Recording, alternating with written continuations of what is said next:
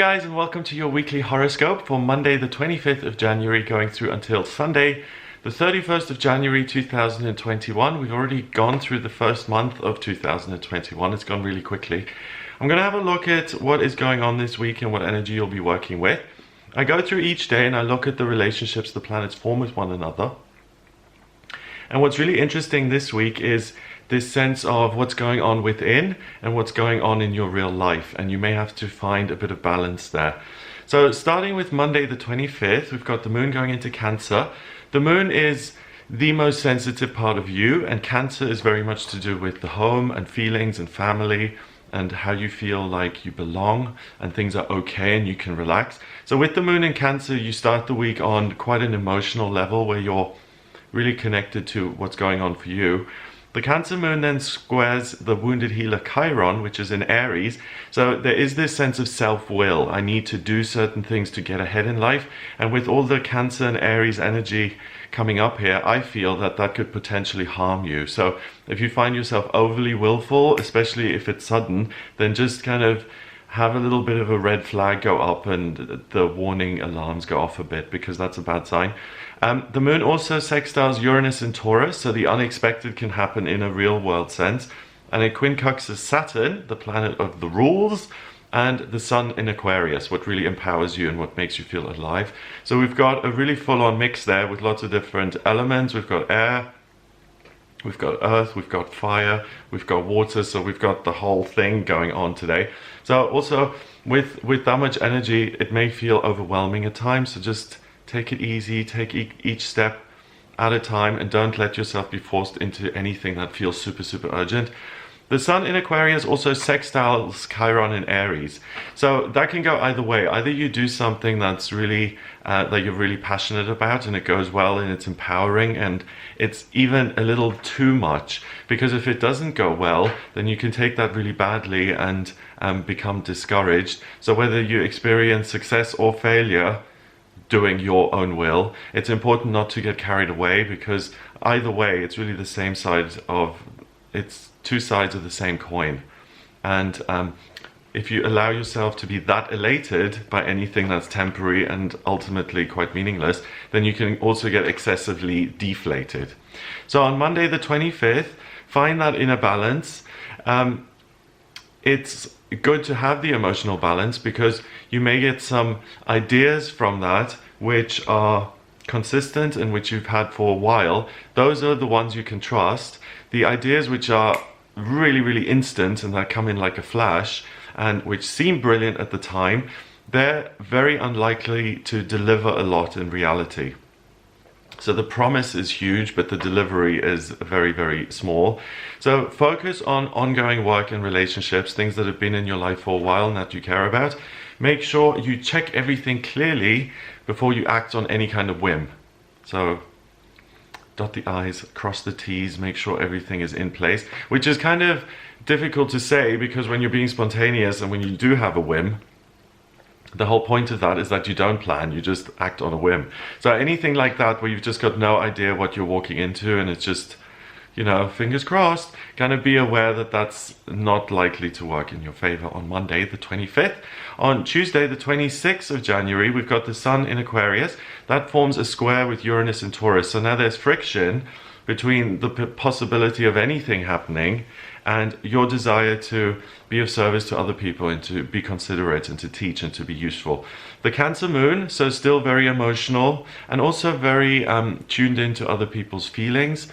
So you may find that you're a bit more sensitive. Like if you walk into a room and you can cut the tension with a knife, you'll really be aware of that kind of thing. Whereas at other times you might walk into that situation and just be oblivious. So the Cancer moon squares Chiron in Aries still. So what I feel here on Monday and Tuesday is that your own kind of desires may work against you, because they're desires for things that don't actually help. So it's like, okay, I think it'd be a great idea to get back with my ex-boyfriend, you know, that kind of thing, whereas you had a really good reason to break up with that person to begin with. Or it's rewarding yourself in a way that isn't positive. You know, if you've been in OA, like Overeaters Anonymous, for a year or something, and you become a published author and you're like, wow, the best way to celebrate is now to go on this giant binge, then that's your head telling you to do something nice for yourself, which really doesn't help you. If anything, it just gets you back to square one. So that's tricky, but it becomes a theme, which means that you can also put an end to that kind of thing. So it's an opportunity. So the Cancer Moon squares Chiron in Aries. It trines the water planet Neptune in Pisces, so dreams are a big thing and manifestation is as well. It sextiles Uranus and Taurus, so anything can happen as a result of what's going on within and what you're thinking. And Mars in Taurus. I will have my way. I will get it the way I want it to be. So that kind of sets you up a little bit for disappointment and frustration, because if everything has to be 100% exactly the way you want it, then nothing usually appears that way. You may get a little bit annoyed on Tuesday. So altogether, it's a great day for self-reflection and teaching.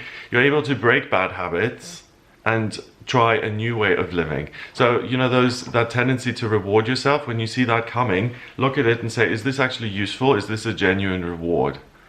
The only problem is that a lot of the rewards they don't seem very rewarding. Like the things that make you feel good are what? Exercise, being connected to other people, taking care of yourself, spiritual practice, all of that. But it's not exactly fireworks, is it? So when people want to reward themselves, they go shopping, or they start a new relationship, or they smoke something, or they drink something, whatever it may be. So anything that is over the top, that's kind of a recognition symbol that there's something going awry here. If it's something that genuinely helps you do that, that's positive.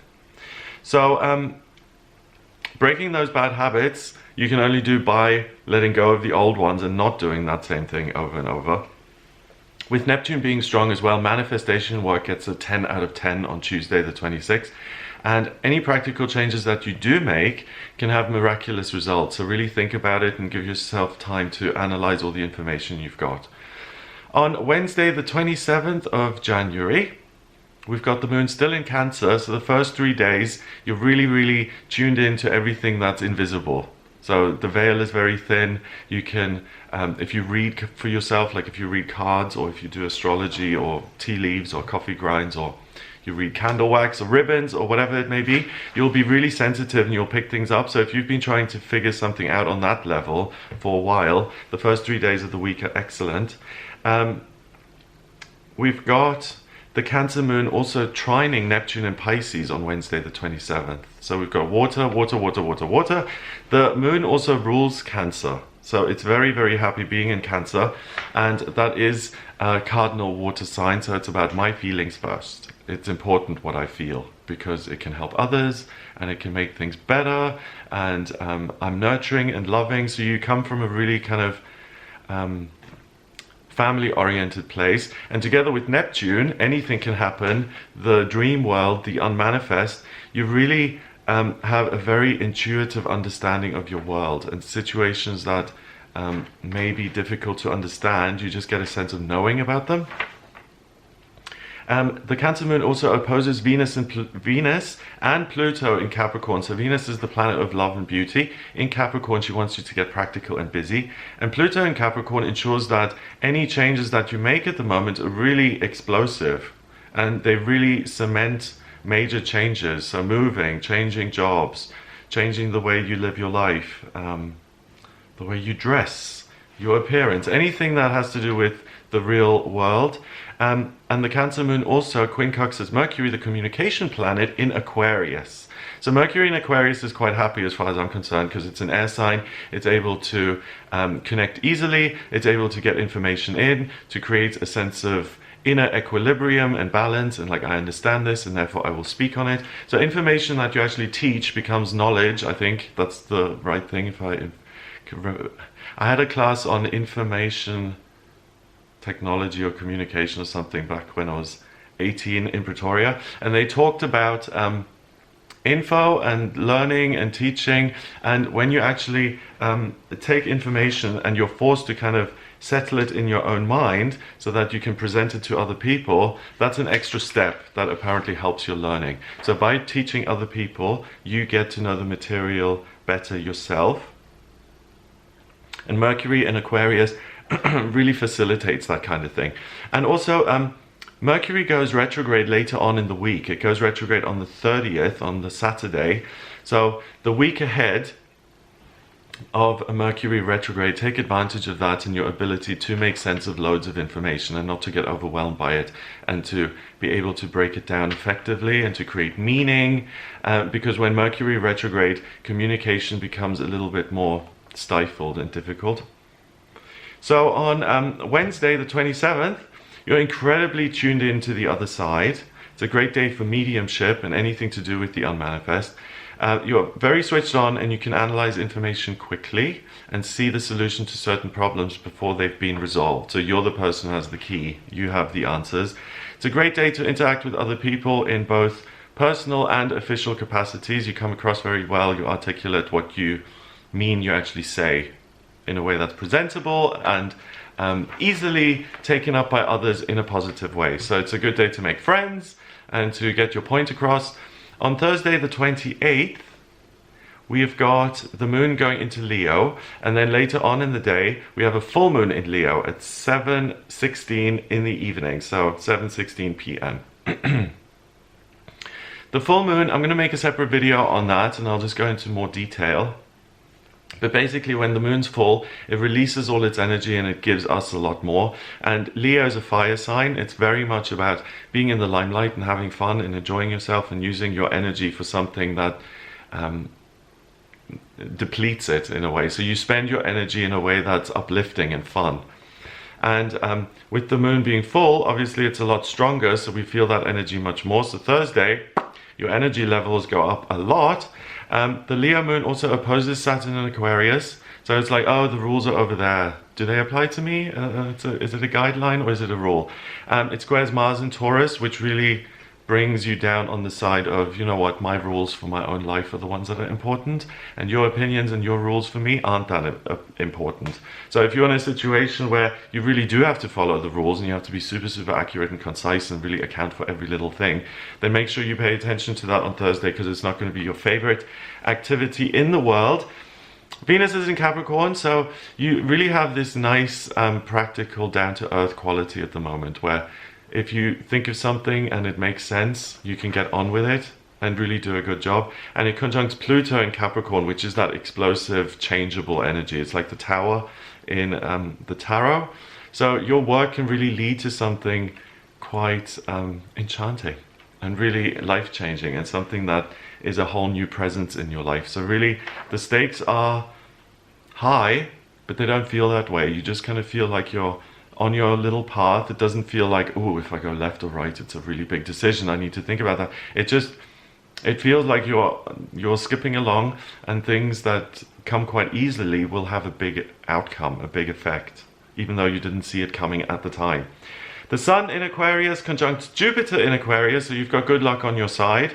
Anything that really empowers you and gives you life and makes you feel good, Jupiter is going to expand that. So focus on the positive, it's going to get bigger.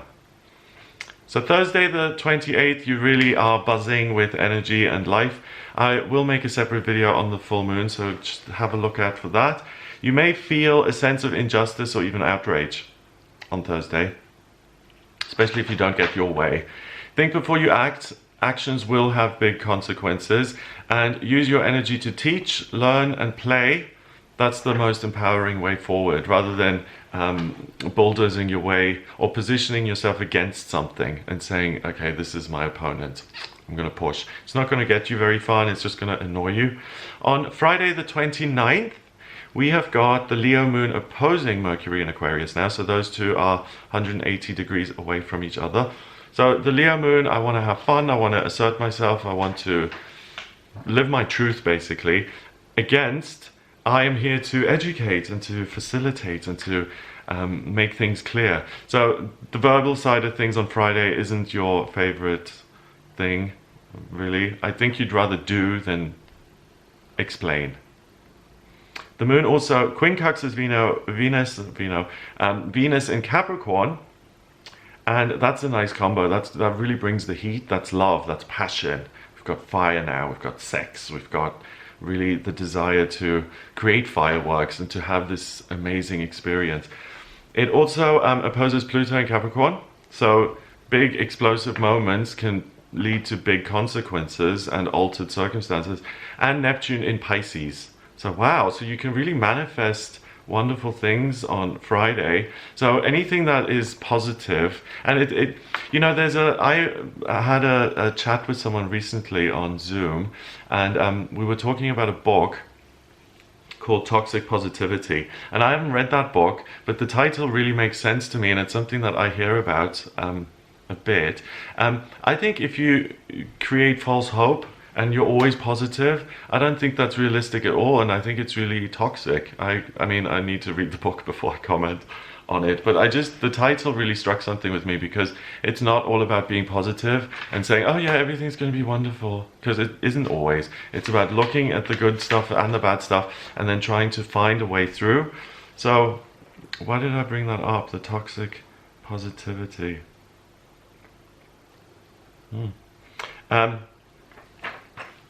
Yeah, because you've got to hit the ground sometimes and really get real and say, this is what I've got, and that doesn't mean I'm stuck in this place. I can actually work with this and do something wonderful, rather than everything is wonderful and I'm not allowed to have a negative thought, or I'm not allowed to resist anything, because then I'm manifesting more negativity. No, I don't agree with that. Sometimes you've got to be negative and say, this is a horrible situation and I want to get out of this situation. It's no good saying everything's wonderful, because that really is toxic, because that'll keep you in that situation. So I think the reason I'm bringing this up is it's time to really check in with yourself and say, what is it that I actually like, and what am I just kidding myself about? You know, it's really not helpful to just say wonderful, marvelous, amazing. I've got to, at some point, make something out of what I've been given. And Friday is the date for that. So your confidence and your energy levels remain really, really high. It's a great time to figure out what your life purpose is by trying different things. So informing yourself and speaking to people and just taking action in different areas of life. It's time to plan ahead. Do you want to travel this year, or do you want to move house, or do you want to start a new job? It's a good time to set things into motion, because you do have this amazing, it's almost like you have a soft landing. And the soft landing is reality. So it's not like, boom, this is every problem you've got and you've got to solve it now. It's like, this is what you've got, calm down, it's fine. And this is what you can do. So have a little think. So it's really positive and it feels nurturing, and it's a good time for you to actually get things going. On Saturday, the 30th of January, we've got Mercury going retrograde until the 20th of February 2021. So Mercury is the communication planet. It's a personal planet. It's the one that's nearest to the sun.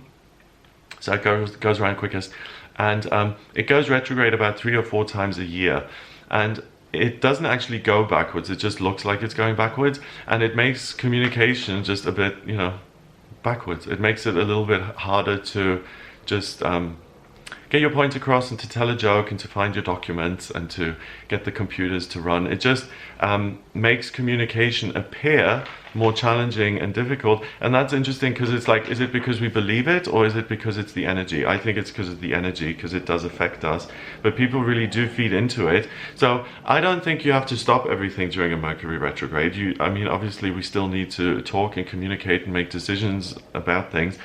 It's not about stopping in your tracks. It's just about being more detail oriented and saying, okay, this is a precise operation that I've got going here. Am I checking every little step? So it's not a necessarily bad thing. It means you can become more organized and planned. So it's an opportunity. But I mean, it's not some negative thing where you're meant to hold yourself back or do nothing. It just means that if you pay attention, you'll notice things that you wouldn't have noticed otherwise. The moon moves into Virgo. Virgo is ruled by Mercury, and Virgo is about taking info in and making sense of it. So with the moon going into Virgo, that's a really nice way of easing into Mercury retrograde, because Virgo really heightens your ability to make sense of things. The Virgo moon also trines Uranus and Mars in Taurus. So the tough boys are still there. Uranus in Taurus is like, okay, any changes you make can have a really unexpected outcome. So act, live your life, take a risk. And Mars in Taurus is really about my will. I want this, and I'm not going to compromise, and me, and my food, the way I look, the way everything looks. It's not very charitable. So with those three, the Virgo moon, Uranus in Taurus, and Mars in Taurus, the way you make sense of things may be a little bit cut and dry. It's like, oh, well, this doesn't serve me, so I have no interest in it. Or you're saying something to me and I just have no time or space for it. It's really like the wall comes down a little bit and you become less tolerant of other people's opinions and other people's expectations of you, and the focus really goes around and it lands on you quite squarely. So if you do have a charitable commitment, or if you do have something that you want to do for other people, keep doing it. On Saturday, it may just be like you're not just feeling it as much. It's like going to exercise, I suppose. The best times to exercise is when you don't feel like doing it, because then once you've done it, you feel a lot better. It's the same thing here. If you're doing anything charitable or selfless on Saturday the 30th, then keep making the effort, because you'll feel good for doing it, but it's not something that just bubbles out of you on Saturday. So communication becomes more stifled, and misunderstandings can become more frequent with Mercury going retrograde. The Virgo moon gives you like this 2-day buffer in which you can ease into the energy, because with Virgo, the dip that you experience with Mercury is kind of mitigated by Virgo. Also, why brainstorming earlier on in the week is a good idea. You may become entrenched in a particular viewpoint on Saturday. So before you commit to anything and you start waving a flag, make sure that you check your facts. And Virgo is going to help you with that. But don't go running your mouth without having a clue what you're talking about. It is very likely that it'll catch up with you and it'll bite you in the rear end. On Sunday the 31st, we've got the Virgo moon opposing Neptune in Pisces. So I'm a Virgo sun, so I like the Virgo Pisces axis. I really feel comfortable there, obviously. Virgo is about making sense of the real world and creating order and being disciplined about that. And Pisces is really about opening up and letting go to the miraculous and the thing that you could have never even imagined. So one's very kind of bourgeois and the other one really isn't. It's about freedom and liberty. And the axis itself is interesting because it means that on either side of it, you can have an experience regardless of your approach. So with Virgos, often we'll try and make sense of everything and figure things out so that we feel like we know what we're doing. And with Pisces, it's much more, I'm having this experience that's raising me to a higher level, and it's much more organic. But some people are more carefree and other people aren't. And the thing I like about this axis is that whether you're really uptight like me or you're not, it doesn't matter. It doesn't preclude you from having a spiritual experience, because you can find the miraculous in the ordinary, you know, macrocosm, microcosm, as above, so below. So if you look at a little marble, you can see a mini universe in there if you really look at it. And if you're just carefree and going to parties, well, or if you're usually someone who is spontaneous and goes from one situation to the next without really thinking, then this is still there. You can be swept away by that inner world, by the things that are going on for you spiritually. So on Sunday the 31st, with that opposition of the moon in Virgo and Neptune in Pisces, you may feel it's a bit difficult to decide what you should focus on, like your real life circumstances or what's happening for you in your inner world, in your inner life. The moon also then trines Pluto in Capricorn, and that raises the stakes on that a bit, because if you do make big decisions on Sunday, they're going to have a big impact and a big consequence in your life. And it also quincunxes Mercury in Aquarius, the planet which is now in retrograde. So things that seem like a great idea for you and other people may not be such great ideas. So with all of that going on Sunday, you may feel a bit ill at ease and like you need to withdraw a little and think about stuff more. But it depends on where you are on that spectrum. So if you usually kind of retreat and make sense of things for a sense of comfort, then fine, do that, or try something new. Or if you just kind of spontaneously go and do things, play music, and then suddenly you're taking a run or whatever, then do that too. But try and create a little bit of order and make the most of having this, being on this seesaw. And don't just exclusively do the one thing that you've always done. Try and learn something new from that. So it may be a little bit difficult to figure out what is important whether you should listen to your inner voice or to other people's and what's going on. And with that dissonance, that sense of unease there, you may feel a little bit detached or even isolated. So it's a good day to reach out to friends, to play, and to release that tension by doing something that's fun in the moment. To chat, to write, to film things, to take photographs. Express what you're feeling for a sense of connection on Sunday the 31st. So that's what I get for you this week. I hope that gives you an idea of what you'll be working with. If you would like a personal reading with me, then please get in touch via my website. It's gregoryscott.com. On the front page, click on book your reading to audio reading with me. If you like this video, then please give it a thumbs up, hit subscribe, and share the video online. Have a lovely week full of amazing experiences, and I'll speak to you next week. All the best.